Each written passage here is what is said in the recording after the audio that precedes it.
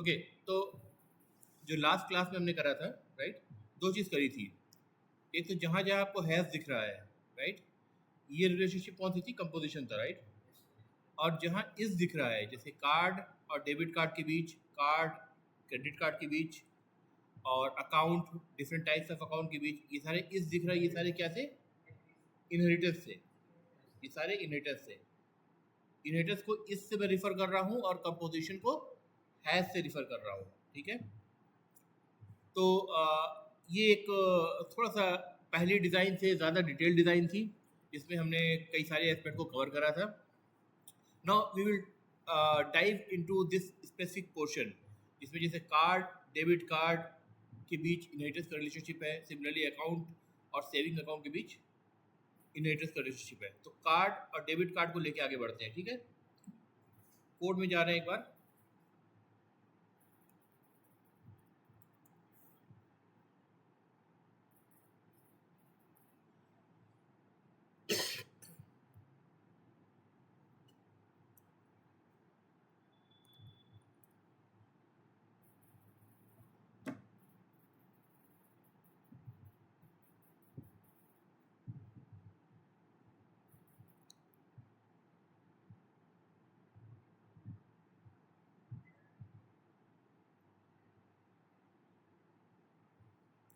देखिए, partial application हम पहले से हम कोड कर रखा है हमने, राइट, लास्ट क्लासेस में।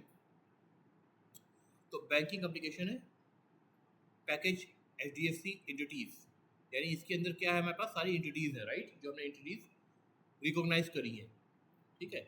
जो भी आप स्क्रीन पे आपने एंटिटीज यहाँ देखी, क्या क्या था? बैंक था, कस्टमर था, अकाउंट था, KYC डिटेल था, कार्ड था, debit card, credit card, similarly contact detail, saving account, current account, ये जितनी एंटिटीज़ हैं ये सारी कहाँ जाएंगी? इस एंटिटीज़ HDFC एंटिटीज़ पैकेज के अंदर जा रही हैं, right. Suppose we are coding for the HDFC bank, ठीक है। तो हमने आइडेंटिफाई करा था भाई बैंक क्लास के अंदर कुछ एंटिटीज़ हैं, जैसे कि कस्टमर की list, right, bank has customers, तो कस्टमर की पूरी लिस्ट इसमें गई, ठीक है, यानी मल्टीपल कस्टमर्स को होल्ड करने की capability, right. Similarly country of origin, operating countries, ठीक है। ये सारे सारे फील्ड जो थे ये बैंक से जुड़े हुए हैं, इसलिए बैंक क्लास के अंदर ये सेंस बना रहे हैं, राइट, ठीक है। अब आइए कार्ड पर।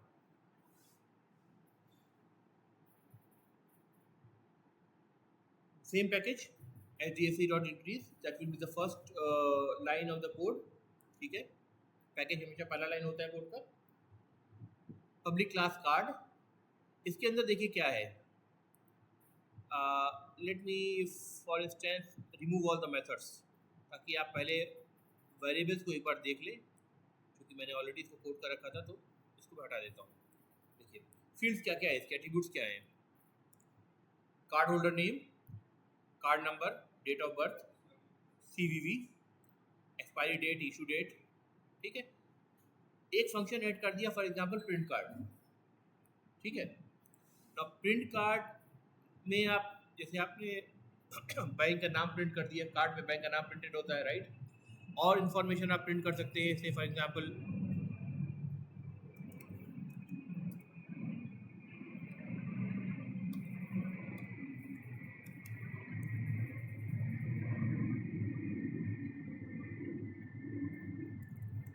नेम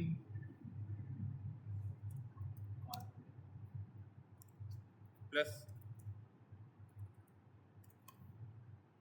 कार्ड होल्डर नेम डाल दिया आपने, and so on.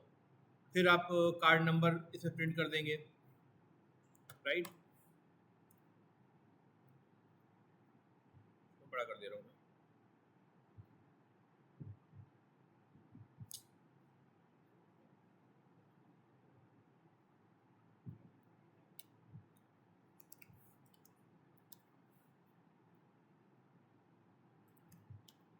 Card number, ठीक है। इस तरह सारी इंफॉर्मेशन कार्ड पर प्रिंट होने वाली जो इन्फॉर्मेशन है वो सारी प्रिंट कार्ड डिटेल के अंदर हम ऐड करते जाएंगे, ठीक है। We will add all such add all information to be printed on card for example। ठीक है, अब ये जो वेरिएबल्स हैं एट्रीब्यूट्स और ये जो फंक्शन है प्रिंट कार्ड, ये किस किस के लिए अप्लीकेबल है? सिर्फ कार्ड के लिए अप्लीकेबल है, या क्रेडिट कार्ड के लिए भी अप्लीकेबल है, या डेबिट कार्ड के लिए भी अप्लीकेबल है? किसके लिए अप्लीकेबल है ये? राइट, ये सबके लिए अप्लीकेबल है अगर डेबिट कार्ड इसको अपना कार्ड को अपना पेरेंट क्लास बनाए। राइट, और पेरेंट क्लास कैसे बनाता है? डेबिट कार्ड एक्सटेंड्स कार्ड कहता है। ठीक है, सी प्लस प्लस में आप क्या करते थे? ऐसे कॉलन बनाते थे। राइट, कॉलन पब्लिक कार्ड को जैसे लिखते थे। राइट, यहाँ पे हम वर्बोस है, हम बोलते हैं एक्सटेंड्स, जावा में लिखते हैं एक्सटेंड्स। डेबिट कार्ड ने कार्ड को एक्सटेंड किया। राइट, क्रेडिट कार्ड ने कार्ड को एक्सटेंड किया। Now credit card become the child और the sub type of card class. ठीक है, debit card also become the child और the sub type of card class. Card class क्या है? Parent class या सुपर क्लास है, सिर्फ इस लाइन को, इस एक्सटेंड्स कार्ड को ऐड कर देने की वजह से। Right, correct. अब इसका मतलब क्या हुआ? इसका मतलब ये हुआ कि कार्ड के अंदर जो चीज़ें हैं, प्रॉपर्टीज़ हैं और जो बिहेवियर प्रिंट कार्ड है, ये सारे ऑटोमेटिकली डेबिट कार्ड का पार्ट बन गए। राइट, डेबिट कार्ड में अभी तक हमने या क्रेडिट कार्ड में अभी तक हमने एक लाइन का भी कोड नहीं लिखा है, लेकिन वो ऑटोमेटिकली इसका पार्ट बन गए। इनहेरिटेंस का ये मतलब होता है। राइट गाइस, करेक्ट है। The child class inherits the properties and the behaviour of the parent class. ठीक है, जैसे आपके ग्रैंडफादर ने जो गांव में खेत होंगे उनके, वो आपके फादर को इनहेरिट होकर के वो सारे एसेट मिले होंगे। ठीक है, फादर ने एक घर बनाया होगा वहाँ पर। ठीक है, आप उनके चाइल्ड हैं, तो अब फादर से वो एसेट इनहेरिट होकर के आपको मिलेंगे। आप यहाँ जॉब करेंगे, आपने मान लीजिए दिल्ली में फ्लैट ले लिया। नो, आपका अपना जो एसेट है वो क्या है? वो एक्सटेंशन है to the inherited asset from the parent classes. ठीक है, फादर ग्रैंडफादर सबसे जो आपको इनहेरिटेड मिला है, उससे आपकी जो आप जो ऐड करेंगे, अपना एसेट ऐड करेंगे, दैट इज द एक्सटेंशन।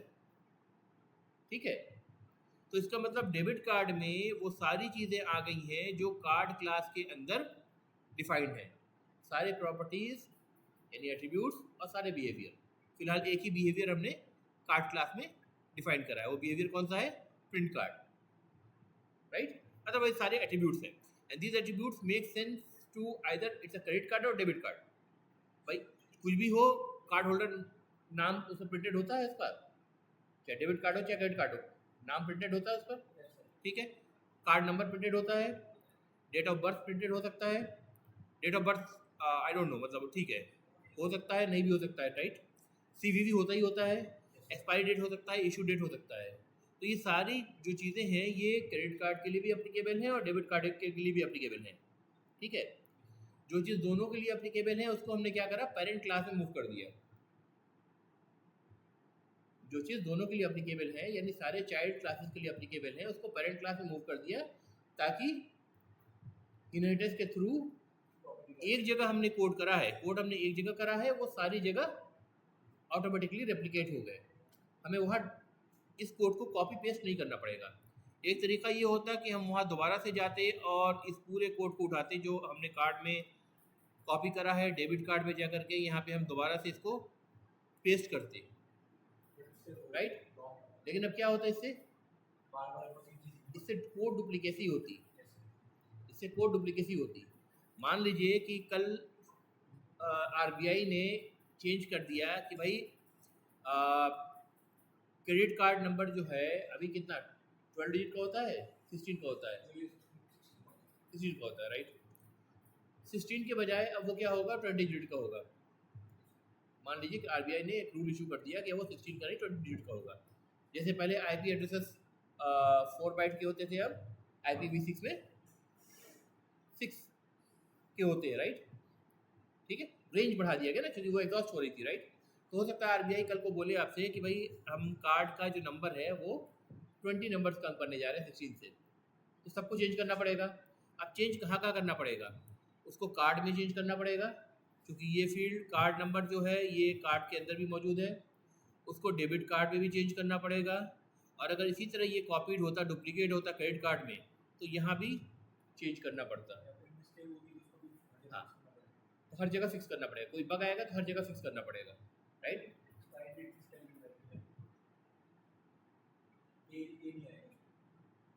ई आएगा क्या? कोई बात नहीं, अभी तो करेंगे सर। ठीक है, तो कहने का मतलब है कि ये जो पेरेंट चाइल्ड का रिलेशनशिप बनाया गया है ना, कि पेरेंट चाइल्ड में आप कॉमन चीज़ को मूव कर दे और सारे चाइल्ड क्लास उसको इनहेरिट कर दें, इसका पर्पस क्या है? ये काम हम कोड डुप्लीकेट करके भी कर सकते थे, राइट। उसी कोड को कॉपी करके भी कर सकते थे, राइट।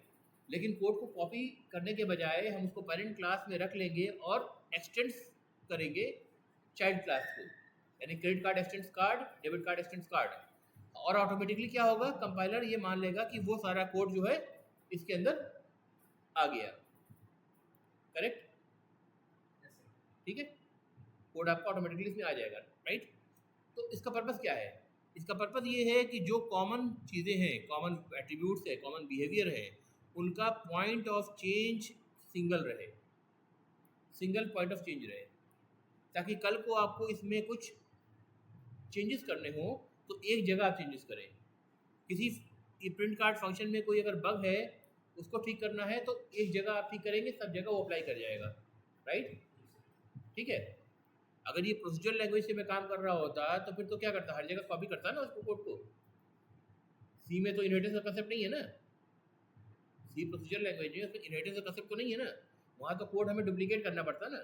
डुप्लीकेट करने का, duplicate is the evil thing, right. Duplicate करने का ही मतलब है कि जितनी जगह हम डुप्लीकेट करेंगे उतने हम पॉइंट ऑफ चेंजेस बना रहे हैं एक ही चीज़ के लिए।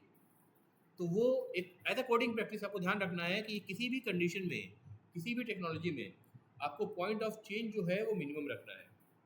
ठीक है, जैसे ये तो मैंने आपको जावा का एग्जाम्पल दिया, यहाँ पे point of change of inheritance के थ्रू मिनिमम रख रहे हैं। ठीक है, अगर आप इसके बजाय मान लीजिए कि अगर आप वेब एप्लीकेशन बना रहे होते हैं, राइट, तो वेब एप्लीकेशन में just for the sake of example मैं आपको एक ऐसे आपको दिखाता हूँ।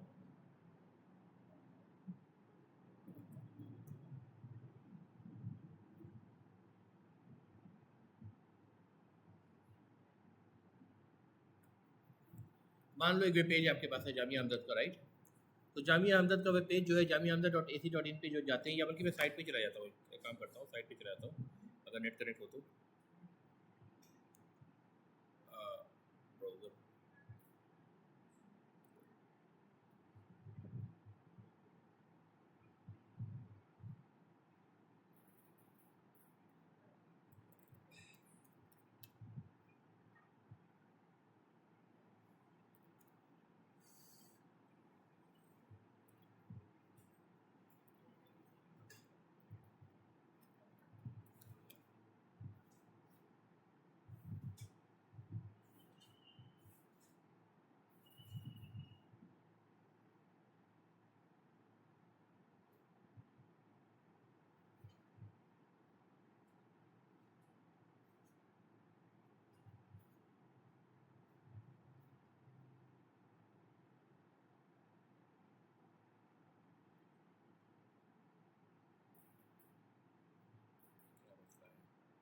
नेट तो आ तो रहा, नेट तो आ गया है।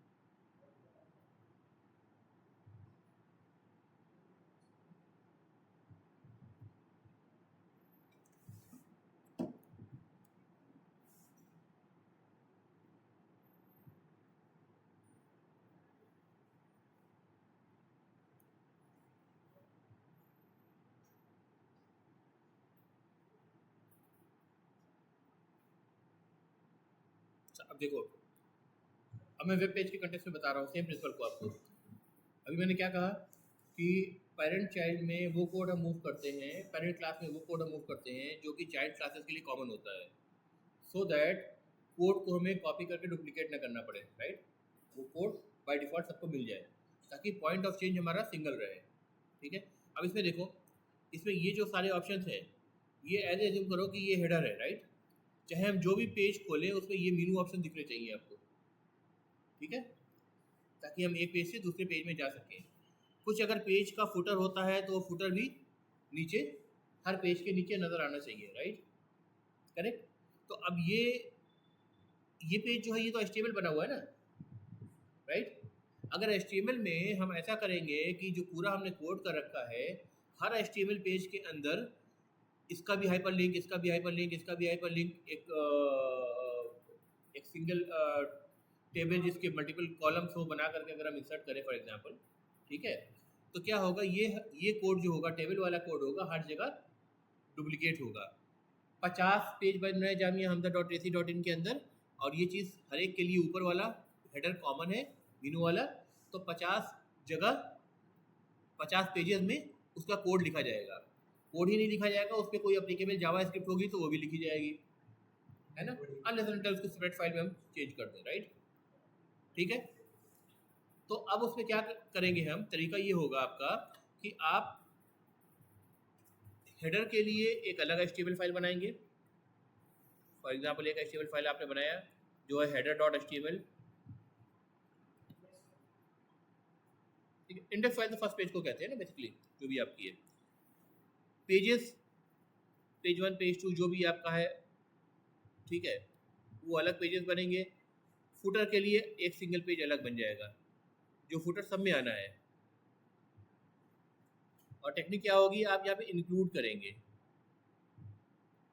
करेंगे आप हेडर को, इंक्लूड करेंगे फुटर को, ठीक है।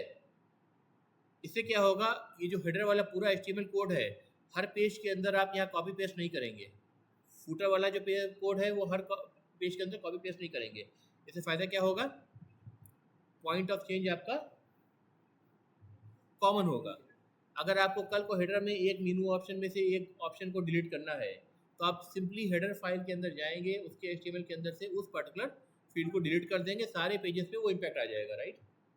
पॉइंट ऑफ चेंज मिनिमाइज करना है आपको। सिमिलरली जावास्क्रिप्ट लिखते हैं, जावास्क्रिप्ट आप क्या कर सकते हैं, हर HTML फाइल के अंदर स्क्रिप्ट टैग लिख करके भी लिख सकते हैं, राइट। लेकिन बेटर तरीका क्या है, आप उसको सेपरेट फाइल में उसको लिखें और वहाँ से उसको, उनके फंक्शंस को कॉल करें। रीज़न क्या है, अगर पेज में लिखेंगे तो वो सिर्फ उस पेज के लिए एप्लीकेबल होगा, और वही फीचर आपको किसी और पेज में चाहिए तो वहाँ भी कोड आपको डुप्लीकेट करना पड़ेगा। और फिर अगर कोई एक चेंज बनाना है तो there are multiple points of changes, ठीक है। इसलिए बेटर तरीका क्या होगा, जावास्क्रिप्ट आप लिख रहे हैं तो आप सेपरेट फाइल में मूव करें। सेम गोज विथ CSS, जिसको हम एक्सटर्नल CSS कहते हैं। CSS पढ़ा होगा ना, inline, internal and external. Inline क्या होता है, जो टैग के अंदर लिखते हैं। इंटरनल क्या होता है, जो उसी पेज के अंदर लिखा गया है ना, CSS लिखा गया उसी के अंदर। और एक्सटर्नल का मतलब एक्सटर्नल फाइल में लिखा गया, तो external file is always the best thing, क्योंकि वो सिंगल पॉइंट ऑफ चेंज है जो हर पेजेस पे एप्लीकेबल हो सकती है। तो ये जो पॉइंट ऑफ चेंज का कंसेप्ट है ना, ये हर टेक्नोलॉजी में आपको इस बात को फॉलो करना है कि मिनिमम पॉइंट ऑफ चेंज होना चाहिए कोड का, ठीक है, ताकि जब आप बग फिक्स करें, जब आप कोई चेंजेस बनाएं तो एक जगह से ही चेंज करें, वो सारी जगह जहाँ जहाँ यूज़ हो रहा है हर जगह वो अप्लाई हो जाए, ठीक है। तो सिमिलरली इनहेरिटेंस का जो कंसेप्ट था, ये पूरा कंसेप्ट बना ही इसीलिए है कि जो भी आपके एट्रीब्यूट्स और बिहेवियर चाइल्ड क्लासेस, सभी चाइल्ड क्लासेस में होने हैं, उनको आप पेरेंट क्लास के अंदर मूव कर दीजिए, ठीक है। जैसे अभी एग्जांपल दिया, ये सारी चीज़ें, चाहे वो डेबिट कार्ड हो, चाहे वो क्रेडिट कार्ड हो, ये सारे एट्रीब्यूट उसके अंदर मौजूद रहेंगे, ठीक है। प्रिंट कार्ड करेंगे तो चाहे डेबिट कार्ड का प्रिंट का मेथड हो, चाहे क्रेडिट कार्ड का प्रिंट का मेथड हो, ऑलमोस्ट सेम रहेगा, डिटेल्स सबके सेम जाएंगे।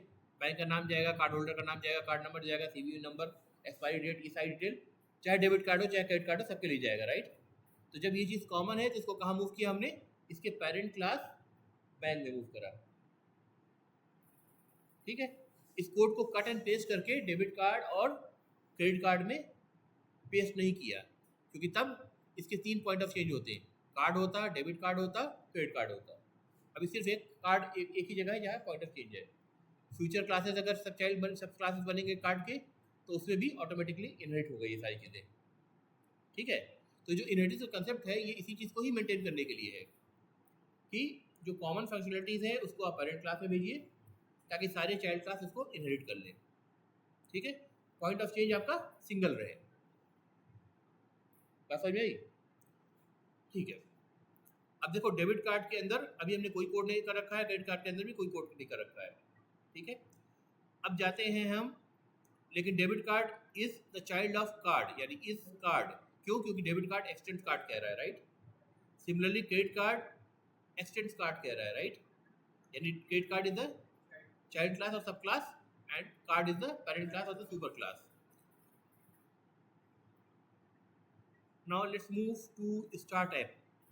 स्टार्ट ऐप के अंदर आप देख रहे हैं मेन मेथड है, राइट। अगर मेन मेथड है तो मेन मेथड का मतलब क्या है? यहाँ से कोड का एग्जीक्यूशन शुरू होगा। Debit card, credit card, bank, इन सब क्लासेस में कहीं हमने मेन मेथड लिखा है? नहीं लिखा है ना, क्योंकि ये एंटिटीज है, राइट। इनमें मेन मेथड की ज़रूरत नहीं है। मेन मेथड सिर्फ उस क्लास के अंदर जाएगा जहाँ से हम कोड को स्टार्ट करना चाह रहे हैं, and that class is say for example start app in our case. ठीक है, करेक्ट। अब देखो ये एग्जाम्पल जो है, पहली लाइन नंबर 7 जो दिख रही है इसमें, int a is equal to 2, ये क्या है? a is the name of a variable, int is the type of the variable, किस तरह की वैल्यू इसमें स्टोर करेगा, 2 इज कॉल्ड द वैल्यू। यही है, सिंपल सा, हर लैंग्वेज से पढ़ते आ रहे हैं आप। अगर अब हमको से फॉर एग्जाम्पल अब हमको अगर किसी क्लास का ऑब्जेक्ट बनाना है तो int is type, class name is type. ठीक है, सेम सिंटेक्स फॉलो हो रहा है, यहाँ इंट था, यहाँ card is the name of the class. ठीक है, C1 जैसे यहाँ a वेरिएबल है, C1 क्या है? रेफरेंस वेरिएबल है। क्यों रेफरेंस वेरिएबल कह रहा हूँ? a तो डायरेक्टली वैल्यू को होल्ड करेगा, C1 जो क्या करेगा? होल्ड करेगा, ये रेफरेंस को होल्ड करेगा किसी ऑब्जेक्ट के लिए, राइट। कोई ऑब्जेक्ट हीप में बनेगी, मेमोरी बनेगी, उसका जो रेफरेंस है, यानी उस तक कैसे पहुंचना है, C++ में जिसको हम एड्रेस कहते थे, उस चीज़ को होल्ड करने के लिए ये बन रहा है। तो अब ये वेरिएबल नहीं कहलाएगा, अब ये रेफरेंस वेरिएबल कहलाएगा स्पेसिफिकली। ठीक है, इज इक्वल टू, अब जैसे यहाँ वैल्यू असाइन कर रहा है 2, वैसे अब हमें कार्ड का ऑब्जेक्ट बना के असाइन करना है। तो कैसे करें बताओ? ऑब्जेक्ट कैसे बनाते हैं किसी क्लास का? न्यू कार्ड फंक्शन जैसा ब्रैकेट, राइट। ये कार्ड तो टाइप है, ये कार्ड क्या है? ये जो राइट साइड वाली जो लाइन है, इसका मतलब होता है कि this is the instruction to the JVM, Java virtual machine, कि जब तुम प्रोग्राम को चलाओ, अभी तो कंपाइल हो रहा है कोड ना, अभी तो स्टैटिक चीज़ है, जब ये चलेगा, रन करेगा, तो this will be the instruction to the JVM that create a new object. ठीक है, because new is the keyword, to create a new object by calling the constructor card that doesn't take any argument, that is a non-parameterized constructor। ठीक है, card class के अंदर अभी कितने constructor हैं बताओ? अपेरेंटली एक भी नहीं है, लेकिन आपको पता है कि बाय डिफॉल्ट एक डिफॉल्ट कंस्ट्रक्टर होता है जो कि नो आर्गुमेंट कंस्ट्रक्टर होता है, उसका कोई आर्गुमेंट नहीं होता है, तो वो मौजूद है इसके अंदर। ठीक है, नो आर कंस्ट्रक्टर मौजूद है, इसलिए यहाँ पे ये वाला सिंटेक्स के लिए कंपाइलर कंप्लेन नहीं कर रहा है कि भाई ये कंस्ट्रक्टर मिसिंग है, क्योंकि वो कंपाइलर ने ऑलरेडी, आपने जब कंस्ट्रक्टर नहीं बनाया तो उसने इंसर्ट कर रखा है। ठीक है, करेक्ट। अब अगर हम इस पे कहें C1 डॉट प्रिंट कार्ड, क्या आउटपुट मिलेगा मैं बताऊं?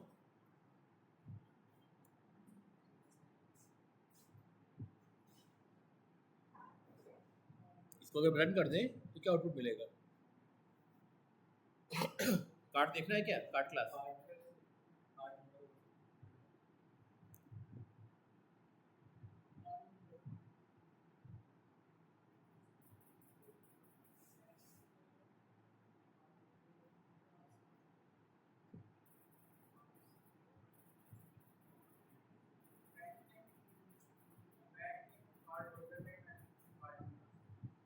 पहले तो बैंक नेम प्रिंट होगा। बैंक नेम देखो यहाँ पे मैं हॉवर कर रहा हूँ ना माउस, तो इसकी वैल्यू क्या दिख रही है आपको डबल कोट के अंदर? HDFC, वो ऑलरेडी HDFC सेट कर रखा है मैंने, ठीक है? क्योंकि चाहे कोई भी कार्ड हो सब में HDFC बैंक के लिए बन रहा है, चाहे क्रेडिट कार्ड हो डेबिट कार्ड हो, जितने भी मिलिए सब कार्ड प्रिंट होने दो, सब पे HDFC लिखा होना चाहिए। तो ऑलरेडी मैंने इसको दे रखा है, राइट? अब इसके बाद क्या प्रिंट होगा? नेम कॉलन स्पेस, क्या प्रिंट होगा? कार्ड होल्डर नेम में क्या प्रिंट होगा? कार्ड नंबर में क्या प्रिंट होगा? आप अपने कोड को देखो यहाँ पर, क्या कुछ आपने इनिशियलाइज करा है? कार्ड होल्डर कोई नाम दिया है? C1 जो कार्ड है ये किस कार्ड होल्डर को बिलोंग करता है, इसका नाम सेट किया है आपने? नहीं करा है ना अभी। इसका नंबर सेट किया है? नहीं करा है। तो अभी अगर मैं रन कर दूंगा तो क्या आउटपुट आएगा देख लो।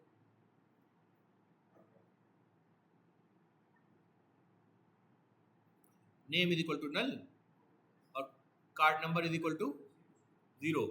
ऊपर ऊपर चला गया थोड़ा सा, HDFC प्रिंट होकर क्या आ रहा है? HDFC प्रिंट होगा सब में, राइट? नेम नल आ रहा है और कार्ड नंबर 0 आ रहा है। क्यों आ रहा है? क्योंकि नेम फील्ड जो है वो क्या है?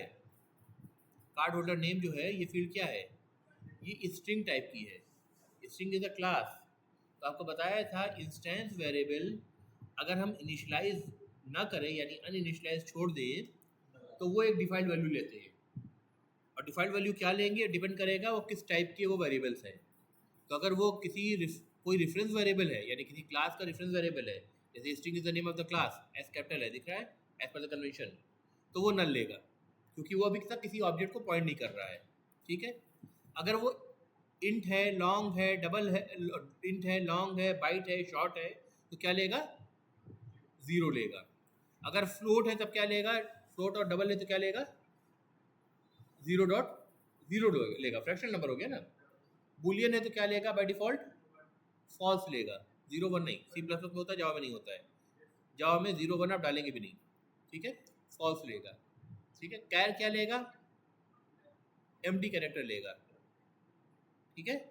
Empty character by default. तो ये डिफॉल्ट वैल्यू तो पिक करने वाला है, लेकिन ये तो हमारा पर्पज नहीं है ना। हम तो ये चाहते हैं कि भाई इसमें हम सेट भी करें और फिर प्रिंट करें, राइट? तो अब मैं सेट करने की कोशिश करता हूँ प्रिंट करने से पहले। यही सेंस बनता है, प्रिंट करने से पहले सेट करें, ठीक है? C1 डॉट, क्या मुझे कार्ड होल्डर नेम वेरिएबल दिख रहा है यहाँ पर? इस लिस्ट में कार्ड होल्डर नेम वेरिएबल दिख रहा है हमको? नहीं दिख रहा है ना? क्यों नहीं दिख रहा है बताओ? पक्का है ना? नहीं दिख रहा है ना? प्रिंट कार्ड मेथड दिख रहा है, ग्रीन में दिख रहा है, राइट? ग्रीन गोला बना हुआ है, लेकिन जो वेरिएबल्स थे वो सब तो नहीं दिख रहे हैं। क्यों नहीं दिख रहे हैं? कार्ड पे जाके देखो, आप बताओ क्यों नहीं दिख रहे हैं? सारे वेरिएबल्स प्राइवेट है। प्राइवेट का विजिबिलिटी कहाँ होती है? क्लास की बॉडी के अंदर होती है ना, यानी जो प्राइवेट है वो इसके अंदर कोई फंक्शन है उसमें विजिबल होंगे। ये प्रिंट कार्ड जो फंक्शन है ये कार्ड होल्डर को यूज़ कर सकता है, कार्ड नंबर को होल्ड यूज़ कर सकता है, क्योंकि ये कार्ड की बॉडी के अंदर है, ठीक है? इसके बाहर वो विजिबल नहीं होंगे, प्राइवेट है, राइट? तो अगर फील्ड्स को हमने प्राइवेट कर रखा है तो फील्ड को हम डायरेक्टली एक्सेस क्लास के बाहर नहीं कर सकते डॉट ऑपरेटर लगा के, राइट? तो हमें क्या करना पड़ेगा? C++ में क्या बताया था? इनके पब्लिक गेटर और सेटर मेथड्स बनाने पड़ेंगे। गेटर मेथड रीड करने के लिए और सेटर मेथड वैल्यू को चेंज करने के लिए। बताया था, करेक्ट। अब यहाँ पे आईडी हम यूज़ कर रहे हैं, आईडी एडवांस आईडी है, तो हम वो सब कुछ, अब एक वेरिएबल कार्ड होल्डर नेम है, इसके लिए गेट कार्ड होल्डर नेम और set card holder name 2 method लिखने पड़ेंगे, राइट। तो कितने वेरिएबल हैं, 1 2 3 4 5 6, 6 वेरिएबल हैं। अगर 6 वेरिएबल हैं तो 12 मेथड हमें हाथ से लिखने पड़ेंगे, ठीक है। वो काम हमें नहीं करना है, हमें क्या करना है, ये जो आपको एडिटर पेज दिख रहा है इसी पे आप राइट क्लिक करिएगा, ठीक है। और हमें क्या करना है, हमें गेटर और सेटर का सोर्स कोड लिखना है, राइट। कोड लिखना है ना, वही तो सोर्स कोड कहलाता है। तो आप सोर्स ऑप्शन में जाइए, ठीक है। और यहाँ पे जनरेट गेटर एंड सेटर्स को देखिए, इसको लेकर के सारे फील्ड्स अब दिखाई दे रहे हैं आपको, एट्रीब्यूट्स एक बार में सिलेक्ट ऑल कर लीजिए। यहाँ ड्रॉप डाउन करिएगा तो आपको गेट भी दिखेगा, सेट भी दिखेगा, सारे के लिए जनरेट कर दीजिए, ठीक है। सारे मेथड्स आपके एक बार में जनरेट होकर के, थोड़ी प्रॉब्लम कर रहा है, जनरेट हो गया, राइट।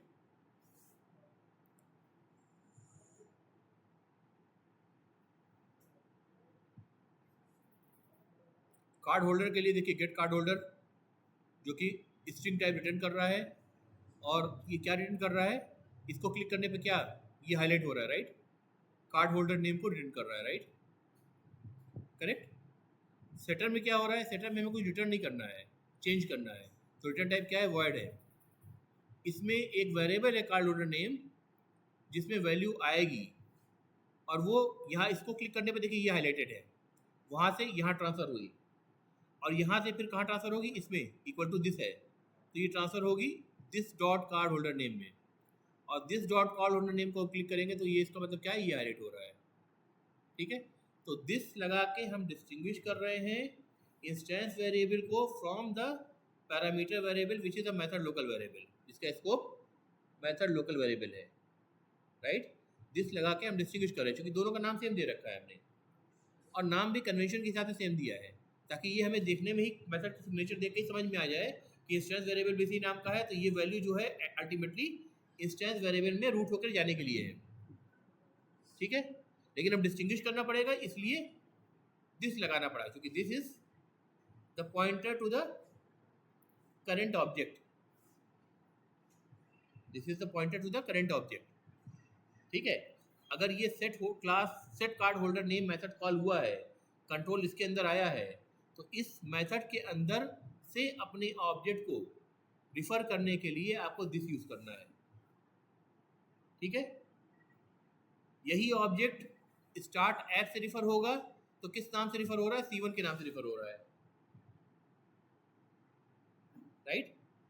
यहाँ C1 के नाम से रिफर हो रहा है, C1 dot set card holder name डाल रहा हूं मैं, देखिए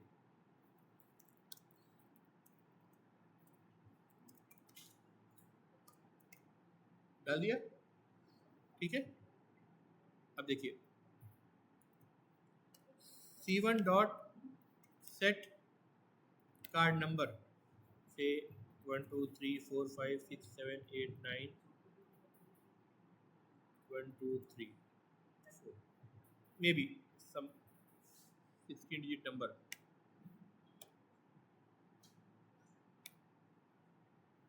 ये मैंने आगे L लगाया है ना, L क्यों लगाया है बताओ, अगर L नहीं लगा रहा हो तो कंपाइलेशन में एरर आ रही है ना। The literal this 1 2 3 4 5 something of type int is out of range, क्यों आउट ऑफ रेंज, नहीं तो आउट ऑफ रेंज का मतलब किसके लिए आउट ऑफ रेंज, किस चीज़ से कंपेयर कर रहा है ये,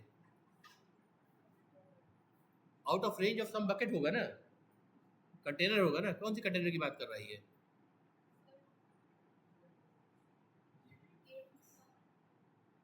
सेट कार्ड नंबर में जो पैरामीटर जा रहा है, set card number method call कर रहा हूँ ना, इसमें आर्गुमेंट डाल रहा हूँ ना मैं, ये आर्गुमेंट पैरामीटर में लैंड करेगा ना, यहाँ पे आर्गुमेंट कहते हैं, और सेट कार्ड नंबर जब मेथड के अंदर जाएंगे तो यहाँ जो डिफाइन कर रहा है इसको पैरामीटर कहेंगे ना, ये लॉन्ग है, राइट। तो यहाँ तो पता है कि जो वैल्यू आएगी वो लॉन्ग में आएगी, है ना, इसको ये लॉन्ग एक्सपेक्ट कर रहा है, लेकिन यहाँ पे जो वैल्यू हम पास कर रहे हैं वो न्यूमरिक वैल्यू है, और न्यूमरिक वैल्यू 4 टाइप की होती है, बाइट शॉर्ट इंट लॉन्ग, और बाय डिफॉल्ट क्या पिक करेगा कंपाइलर, क्या समझेगा उसको, इंट समझेगा। तो अभी ये समझ रहा है कि इंट वैल्यू है, और इंट वैल्यू जो है उसकी साइज कम होती है, ये वैल्यू ज़्यादा है उससे, राइट। तो ये कह रहा है कि भैया इंट वैल्यू इतनी बड़ी नहीं हो सकती है। तो मैं बता रहा हूँ कि भाई ये इंट वैल्यू नहीं है, स्मॉल एल लगा के या कैपिटल एल लगा के, सॉरी,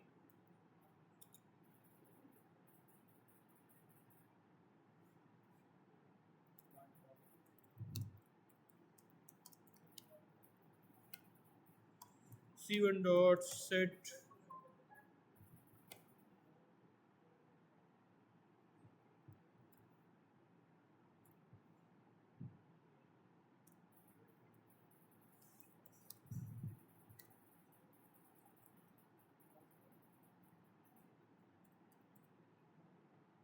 ये मैं स्मॉल या कैपिटल एल लगा के ये बता रहा हूँ कि ये इंटीजर वैल्यू नहीं है, ये लॉन्ग वैल्यू है, और अब पैरामीटर से मैच करेगी वो, ठीक है।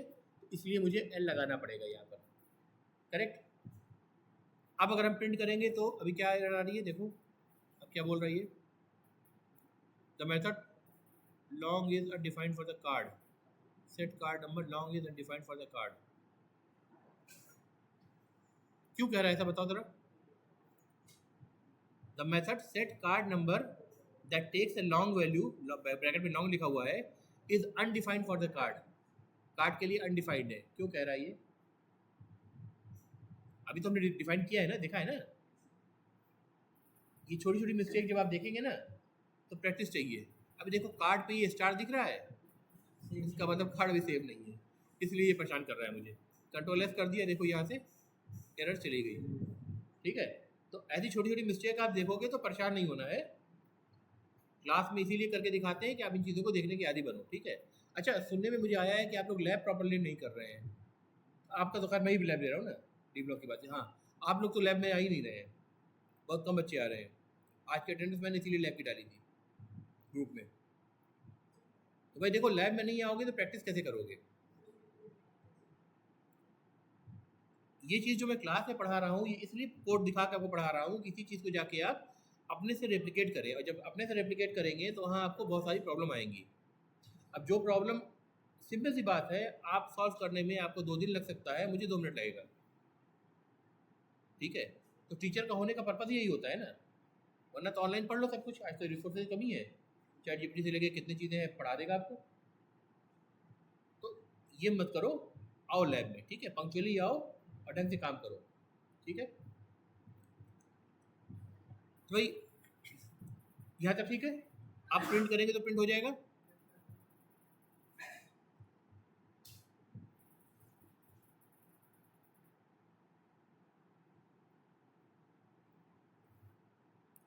पहले बैंक का नाम प्रिंट हुआ, फिर शाह इमरान आलम, कार्ड नंबर प्रिंट हो गया, राइट।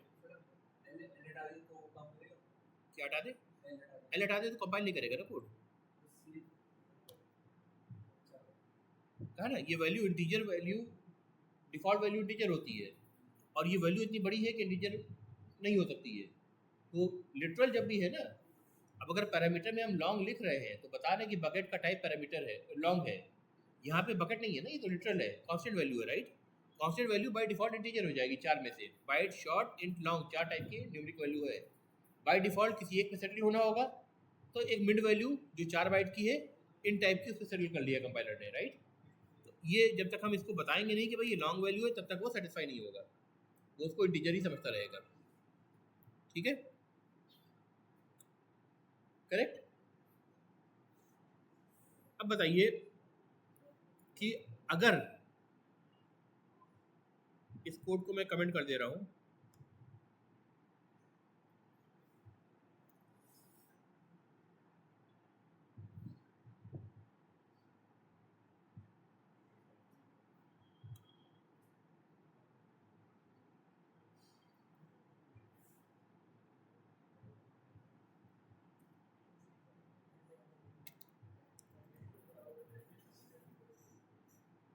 अब देखो कोड में क्या लिख रहा हूँ,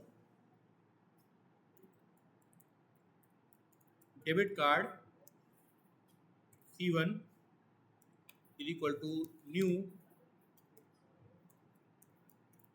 डेबिट कार्ड,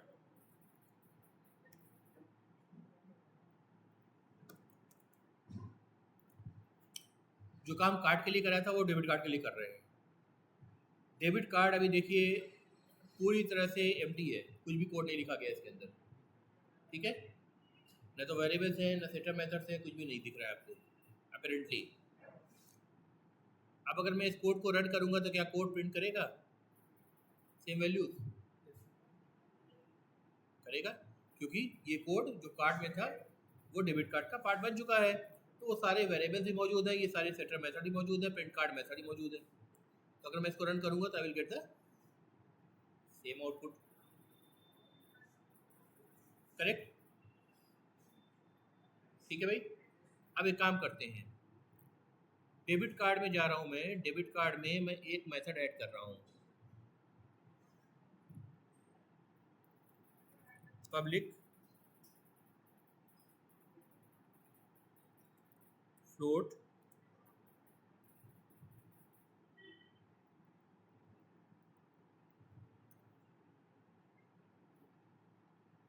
बल्कि वेरिएबल भी थोड़ा ऐड कर दे रहा हूं, float account balance,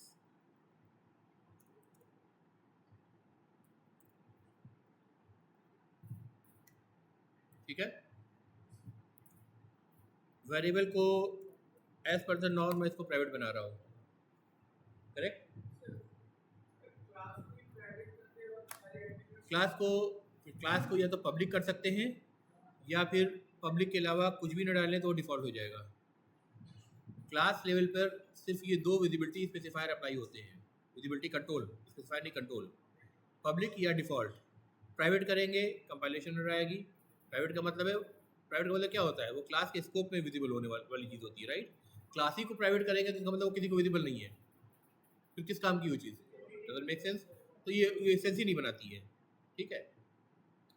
same goes for protected, क्योंकि प्रोटेक्टेड का जो विजिबिलिटी होती है पैकेज होती है, तो क्लास को हम ऐसा बना रहे हैं जो सिर्फ पैकेज लेवल में ही विजिबल हो, पैकेज के बाहर उसको हम यूज ही नहीं कर सकते हैं, तो हम लाइब्रेरी किस चीज़ की बना करके डिस्ट्रीब्यूट करेंगे, डजंट मेक सेंस, ठीक है।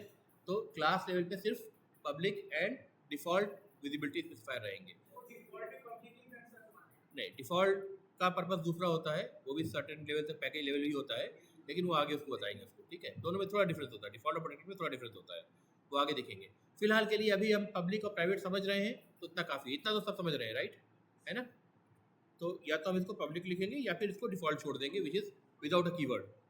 विदाउट अ कीवर्ड मतलब without a visibility specifier. Specifier is a keyword which specifies, right. तो पब्लिक इज अ स्पेसिफायर, ठीक है। अब एक अकाउंट बैलेंस करके एक फील्ड बनाई मैंने, राइट, क्योंकि डेबिट कार्ड की बात कर रहे हैं ना, क्रेडिट कार्ड की बात नहीं कर रहे हैं।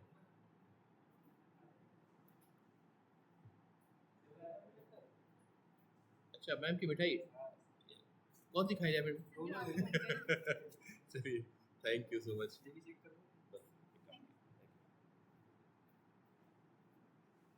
हाँ भाई,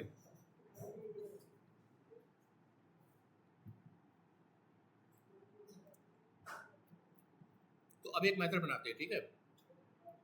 क्या किसी को इंटरेस्ट है मीठे में? लो दे सकते हो, इधर से मैंने खाया है।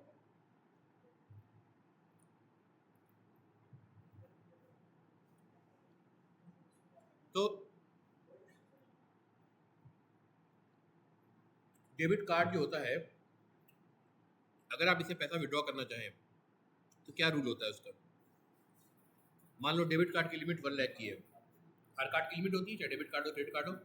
मान लो क्रेडिट कार्ड की लिमिट भी आपकी 1 लाख की है, डेबिट कार्ड की लिमिट भी 1 लाख की है। अकाउंट बैलेंस आपका 0 है तो भी आप क्रेडिट कार्ड से 1 लाख की लिमिट का स्पेंड कर सकते हैं। डेबिट कार्ड का केस क्या है, डेबिट कार्ड में ये है कि लिमिट का और अकाउंट बैलेंस का जो मिनिमम है उससे कम ही आप स्पेंड कर सकते हैं या उसके बराबर स्पेंड कर सकते हैं, राइट, ठीक है। अब ये कंडीशन सेपरेट हो गई ना, दो कंडीशन हो गई। तो अगर इस कंडीशन को हमें कोड करना है तो ये condition specific class debit card या क्रेडिट कार्ड के अंदर जाएगी, क्योंकि जो कार्ड में हमने जो कोड लिखा था एट्रीब्यूट्स ऑफ बिहेवियर, वो जनरलाइजेशन था। वो क्या था? जनरलाइजेशन था, जनरल था। डेबिट कार्ड के लिए भी कॉमन था, क्रेडिट कार्ड के लिए भी कॉमन था। प्रिंट कार्ड मेथड में जो कुछ आ रहा था वो क्रेडिट कार्ड में भी वैसे ही प्रिंट होगा, डेबिट कार्ड में भी वैसे ही प्रिंट होगा, राइट। अब ये जो बात हम कर रहे हैं, अकाउंट बैलेंस की बात करना शुरू कर दिया हमने डेबिट कार्ड में, क्रेडिट कार्ड में नहीं करेंगे। तो ये क्या हो रहा है, ये क्रेडिट कार्ड डेबिट कार्ड के लिए स्पेशलाइजेशन है, ठीक है। अब कुछ स्पेसिफिक कोड हम लिख रहे हैं जो डेबिट कार्ड पे अप्लाई हो रहा है, अब वो कार्ड से अलग हो गया। वरना अगर कॉमन कोड होता तो हम कहाँ भेजते, कार्ड में भेजते। क्लियर है ना भाई? तो अब इसमें अकाउंट बैलेंस है, तो हम क्या कर रहे हैं, अगर हम कहें स्पेंड और फॉर एग्जाम्पल मैं कहता हूँ कैश विड्रॉ, सिंपल अभी रखता हूँ, कैश विड्रॉ,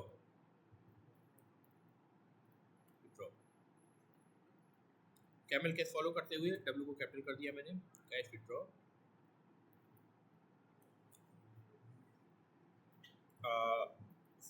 फ्लोट अमाउंट, कितना विड्रॉ करना चाहते हैं। डेबिट कार्ड से विड्रॉ करते हैं नॉर्मली, क्रेडिट कार्ड से विड्रॉ करने का ऑप्शन होता है पर नॉर्मली कोई विड्रॉ नहीं करता है, राइट। विड्रॉ करने के लिए क्रेडिट कार्ड नहीं बना होता है, ठीक है।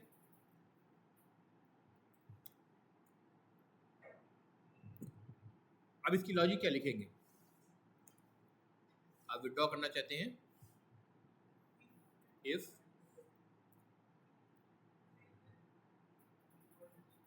Amount is less than equal to account balance, let's say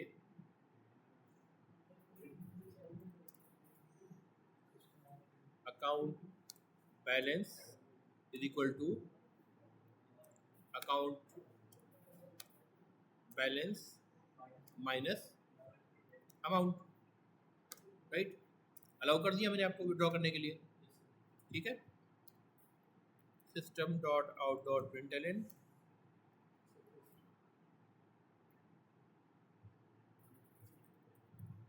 amount plus amount plus debited या विड्रॉन, जो भी का डेबिटेड चलिए करते हैं, ठीक है। विड्रॉल करेक्ट है भाई, सही है। आप क्या करें, जो नया अकाउंट बैलेंस है उसको रिटर्न कर देते हैं,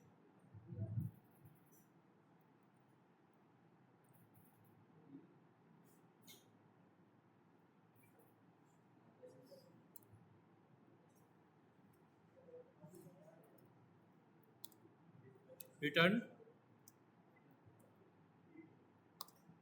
अकाउंट बैलेंस, राइट। कोड हो गया हमारा, देख लो एक बार क्या एरर क्या दे रहा है।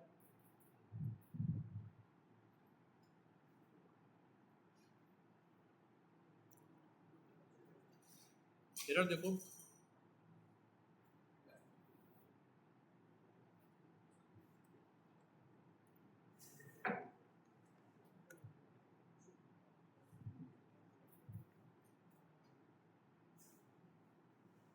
क्या कह रहा है, एरर क्या कह रहा है, this method must return a result type of float. Return तो कर रहे हैं, क्या प्रॉब्लम है, अकाउंट बैलेंस फ्लोट टाइप का ही है, रिटर्न भी कर रहे हैं, क्या प्रॉब्लम है बताओ, लॉजिकल प्रॉब्लम है।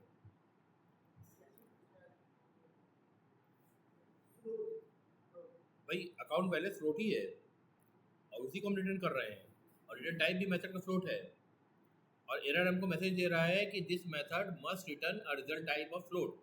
इसका मतलब कंपाइलर कह रहा है कि आप फ्लोट टाइप का की वैल्यू को रिटर्न नहीं कर रहे हैं। क्यों कह रहा है सब,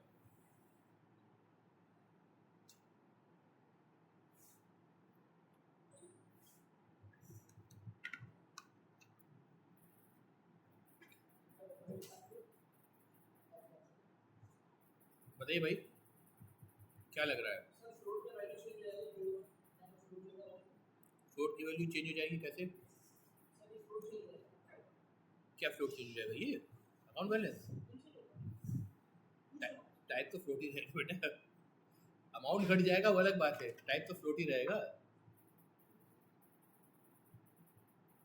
अरे यार सिंपल सी बात है, देखो ये किसके अंदर है, इस ब्लॉक के अंदर है।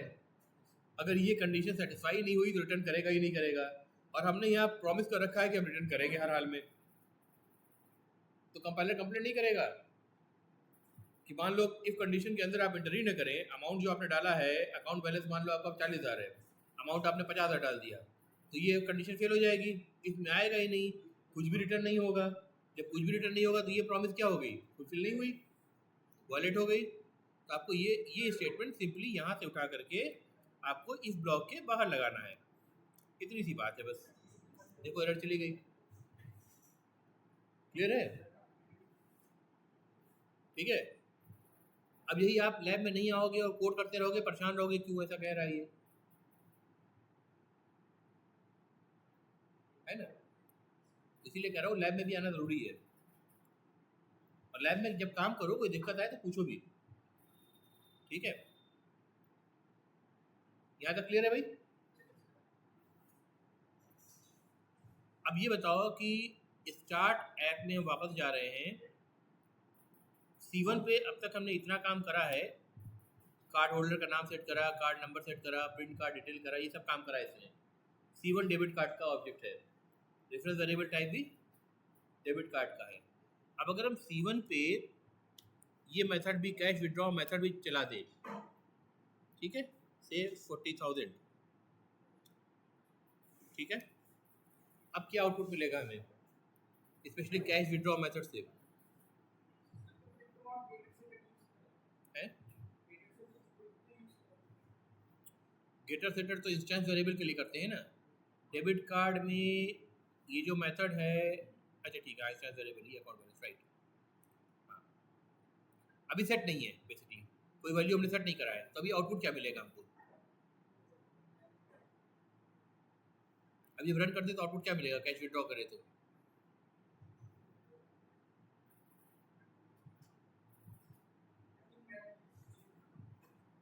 चलो मैं आपको दिखाता हूँ क्या मिलेगा। ये जो लाइन देख रहे हो, बार देख रहे हो ब्लू कलर की, इस लाइन के अंदर जब कैश विड्रॉ के अंदर जाएगा तो क्या होगा, हमें यही पता करना है ना। इस लाइन पे मैं राइट क्लिक कर रहा हूँ, और ये जो ऑप्शन देख रहे हैं आप, टॉगल ब्रेक पॉइंट दिख रहे हैं ना, इसको मैंने लगा दिया। अब यहाँ पे एक गोला छोटा सा नीला रंग का आ गया, दिख रहा है? अब मैं कोड को नॉर्मली रन नहीं करूँगा, बल्कि इसको डीबग मोड में रन करूँगा। डीबग मोड हर स्मार्ट आईडी आपको प्रोवाइड करते हैं, जब कोई प्रॉब्लम हो उसको डीबग करने के लिए और फिगर आउट करने के लिए कि वेरिएबल्स के अंदर क्या वैल्यूज जा रही हैं, किस लूप के अंदर जा रहा है, स्टेप बाय स्टेप लाइन कहाँ कैसे एक्सिक्यूट हो रही हैं, वो सब फिगर आउट करने के लिए। तो अभी हमारे लिए जो चीज़ ब्लैक बॉक्स है वो एक तरह से ट्रांसपेरेंट बॉक्स हो जाएगी, हम फंक्शन के अंदर जाके देख सकते हैं क्या हो रहा है, ठीक है? तो सिर्फ ये डिबगिंग के लिए नहीं, बात मरतबा इसको फ्लो भी समझने के लिए भी हम इस्तेमाल करते हैं, ठीक है? अब देखो यहाँ पे जो मैंने ये गोला लगाया है ना, डिबग क्या बोला है इसको मैंने, ब्रेक पॉइंट, इस ब्रेक पॉइंट पे ही कंट्रोल आके रुक जाएगा। जब मैं रन करूँगा तो यहाँ तक प्रिंट, कार्ड तक प्रिंट कर देगा, यहाँ तक प्रिंट हो जाएगा, और यहाँ पे आके रुक जाएगा, वेट करेगा, जब मैं परमिशन दूंगा तब इस मेथड के अंदर एंटर करेगा, और फिर मेथड के एक लाइन बाय लाइन को हम खुद एग्जीक्यूट होते हुए देख सकते हैं, क्या रिटर्न कर रहा है, सब कुछ हम देख पाएंगे, ठीक है? लेकिन उससे पहले जो भी कुछ रिटर्न होगा उसको कलेक्ट करना पड़ेगा। कैश विड्रॉ रिटर्न कर रहा है फ्लोट टाइप, तो एक फ्लोट अकाउंट बैलेंस करके एक वेरिएबल बना के इसमें कलेक्ट कर ले रहे हैं, ठीक है, करेक्ट? और फिर उसको मान लो हम यहाँ पे प्रिंट भी कर दे रहे हैं, system.out.println अकाउंट बैलेंस प्रिंट कर दिया, ठीक है, करेक्ट? अब देखो इसको रन कैसे, रन यहाँ से आप करते हैं, ये जो है ये डिबग है, इस पर क्लिक करेंगे तो डिबग हो जाएगा। देखो जैसे ही मैंने क्लिक किया इसने पूछा कन्फर्म पर्सपेक्टिव स्विच। अभी जो नॉर्मल जावा पर्सपेक्टिव था उससे स्विच होकर के ये डीबग पर्सपेक्टिव में जा रहा है, यानी इसका कंटेक्स्ट चेंज हो रहा है, अब डीबग करने जा रहा है ये। तो आपको बोलना पड़ेगा स्विच, अलाउ करना पड़ेगा इसको। जब आपने स्विच करा तो देखिए आप पूरी स्क्रीन चेंज होने लगेगी, है ना? इधर देखिए आपको क्या दिख रहा है, इधर थ्रेड दिख रहा है, स्टार्ट ऐप क्लास का नाम है जिसमें मेन फंक्शन है, ये मेन थ्रेड है, थ्रेड मेन दिख रहा है, जो कि मेन मेथड इसके अंदर है। ठीक है, ठीक है। मल्टी थ्रेडिंग आपने सुना है, ओएस में भी पढ़ा होगा। अगर आप एक थ्रेड के अंदर से मल्टीपल पैरेलल थ्रेड अगर इन्वोक कर देते हैं, सारे पैरेलली काम करने लगते हैं as a small process, right, या लाइट वेट प्रोसेस, राइट। तो यहाँ पे मल्टीपल थ्रेड नजर आने लगेगा उस कंडीशन में।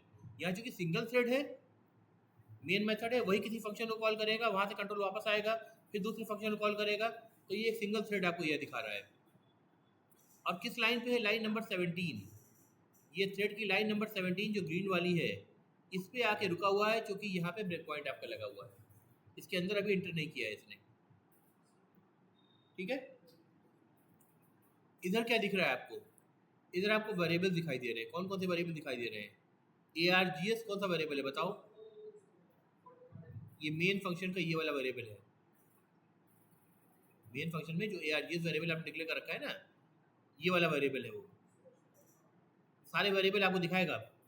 वेरिएबल की वैल्यूज क्या क्या स्टोर है वो भी दिखाएगा। देखो ARGS है ना, इसकी वैल्यू यहाँ दिखा रहा है, इट्स एन अरे, एन एम्प्टी अरे।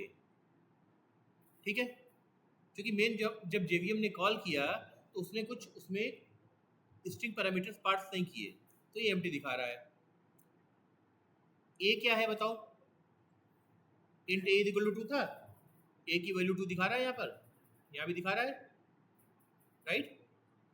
अब जहाँ भी जिस भी फंक्शन के अंदर कोड रहेगा, उस फंक्शन के उस क्लास के सारे वेरिएबल की वैल्यू को आप देख सकते हैं। जैसे कभी आप सॉर्टिंग सर्चिंग के प्रोग्राम लिखते थे, तो कई बार क्या करते हैं, पेपर पे बना के लिखते थे, अच्छा इस सिस्टम के बाद ये पूरा इस स्क्रीन का मतलब पूरा वेरिएबल्स की वैल्यूज होगी, अब इस सिस्टम के बाद ये वैल्यूज होंगी, समझने के लिए ये पूरा आपको यहाँ नजर आएगा खुल के। ठीक है, अब मैं क्या कर रहा हूँ, मैं कैश विड्रॉ के अंदर जाना चाहता हूँ।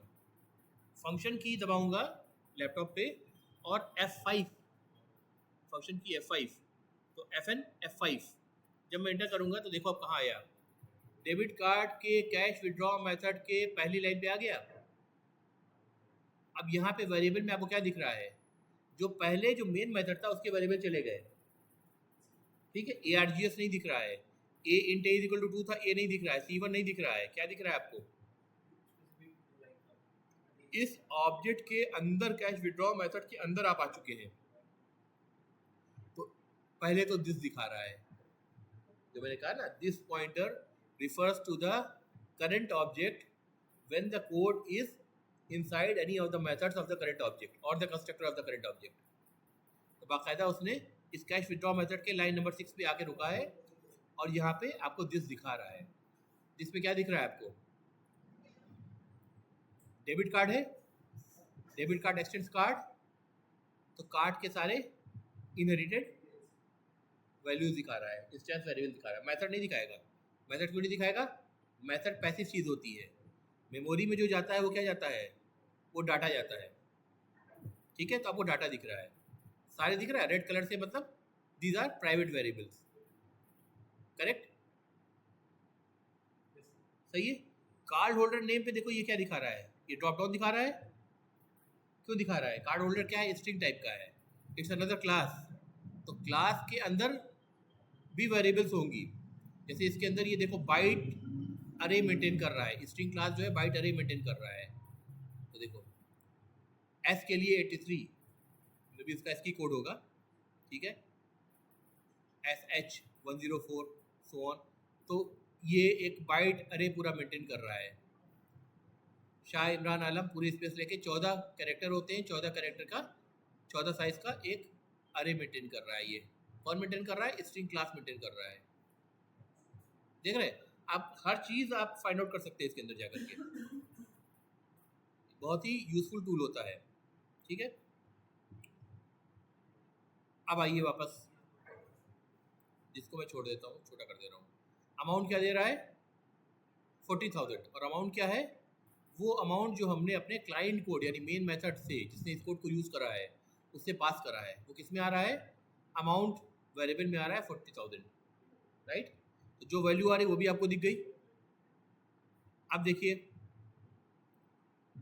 अकाउंट बैलेंस क्या दिख रहा है? वैल्यू क्या दिख रही है अकाउंट बैलेंस की? जीरो दिख रही है। अकाउंट बैलेंस कहाँ दिखेगा? ये दिखेगा आपको दिस के अंदर। दिस के अंदर देखिए अकाउंट बैलेंस जीरो दिख रहा है।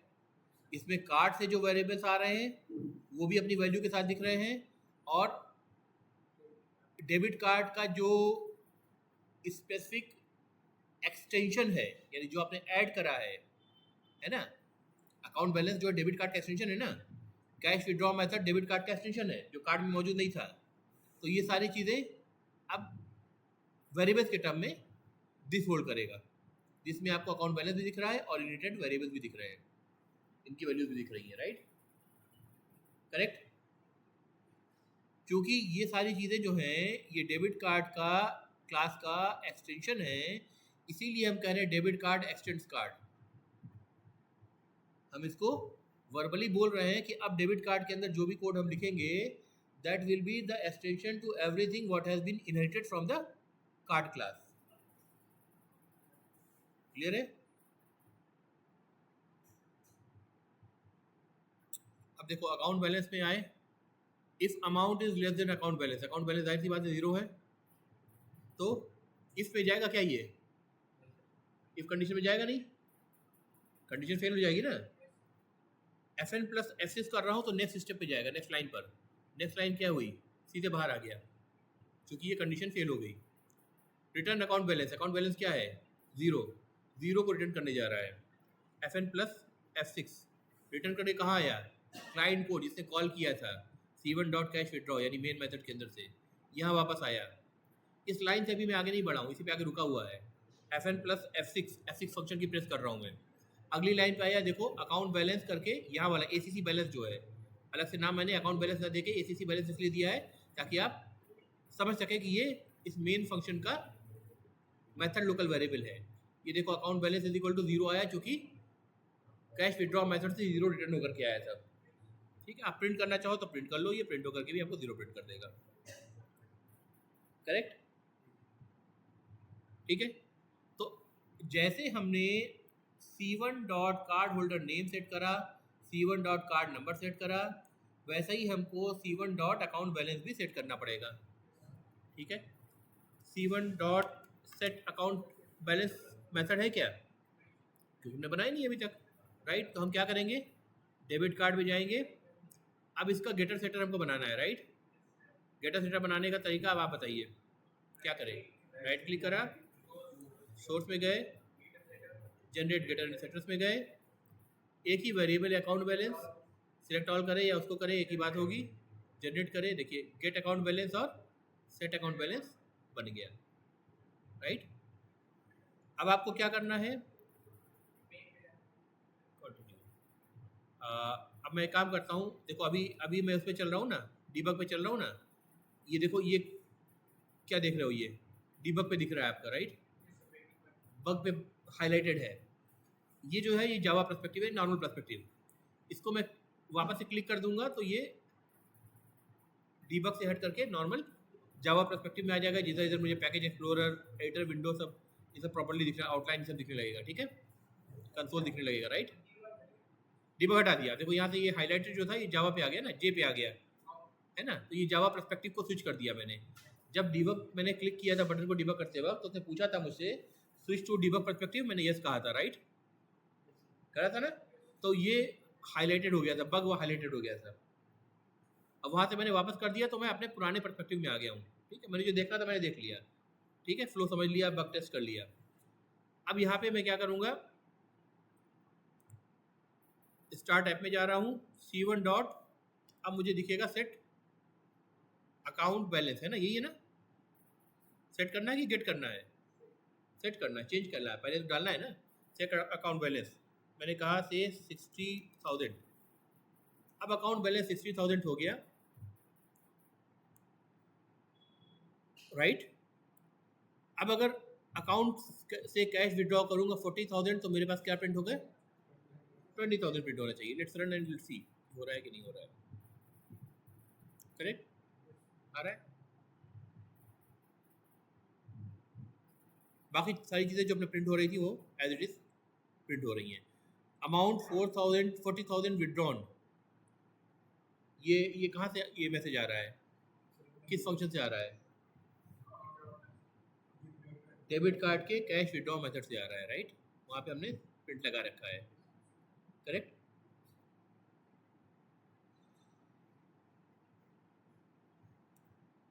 इतने में रोके।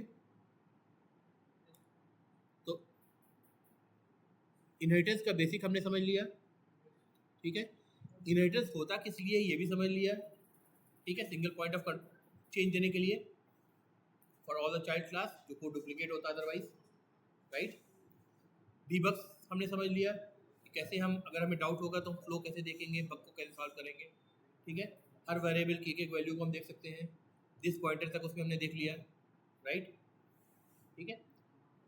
अब काम ये करना है कि इस वीडियो को जब मैं अपलोड करूँगा तो आप जाके पढ़ेंगे और अगली बार लैब में पूरी स्ट्रिंग के साथ आएंगे और आकर के इसको करेंगे, ठीक है?